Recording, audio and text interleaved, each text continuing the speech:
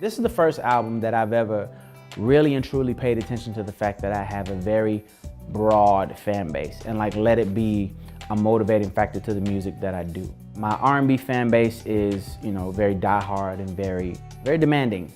They want their attention. They know that that they were there first. If not for my R&B fan base, there would be no segue into this pop stuff that I've come to love and appreciate, and the home that I found over there. So I had to make sure that with this album that my R&B fan base knew that I would never ever abandon them, and that just because I've, found some love over here on this pop side doesn't mean that I'm not still an R&B artist. I'm an R&B artist first, bottom line.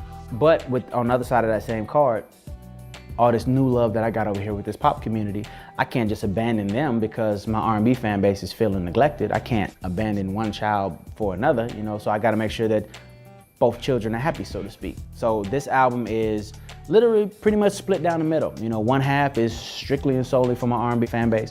The other half is for my pop fan base. Now my goal is to get my R&B fans to open their minds a little bit, listen to some of these pop records, see if there's something in there that you dig. Same thing with my pop audience. Open your minds, listen to some of these R&B records, see if there's something in there that you dig, so that everybody can come to the same concert and just have a good time.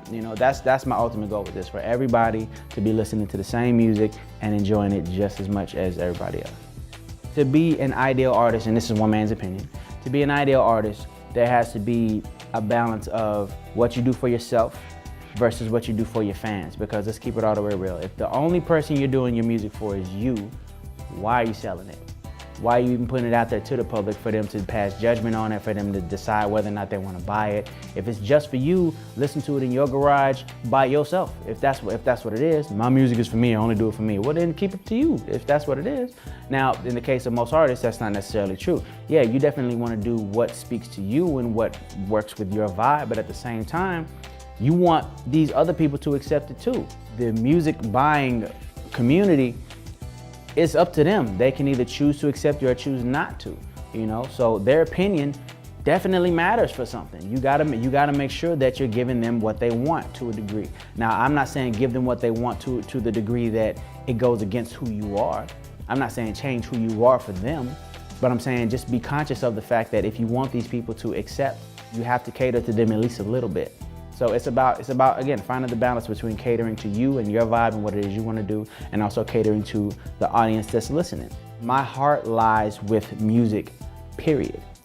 That's R&B music, that's pop and dance music, that's country music, that's alternative music. Melody is where my heart lies, and you can find melody in all these genres of music. So I don't feel like I'm doing something that's not me when I do a pop record. I actually pride myself and thank my fans for being open-minded enough to allow me to be the kind of artist that can do a song with a young Jeezy and then turn around and do a song with David Guetta or Calvin Harris.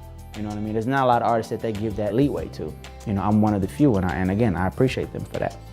I certainly hope that there's some new attention coming to R&B. It definitely needs it. R&B and the R&B community is only as strong as the people that are backing it. If nobody's paying attention, then what difference does it make? And I feel like people have kind of not been paying attention. Now, with the emergence of Frank Ocean, as you said, it has definitely, shined a much needed light on the R&B community, and I applaud Frank Ocean for that, for his music being good enough to open people's eyes again to the genre that, is honestly on a little bit of life support right now. I just feel like the thing that stands out the most about people like Frank Ocean is that there's an absolute passion there.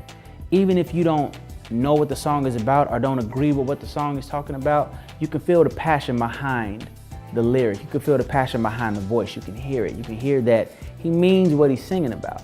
And that's what's been missing in R&B for a little minute, is believing that the person singing is really genuinely feeling what they're singing about, to where you feel it too. I feel like that's what R&B has always been. You hear an R&B song and you hear the person singing and you go, I feel that.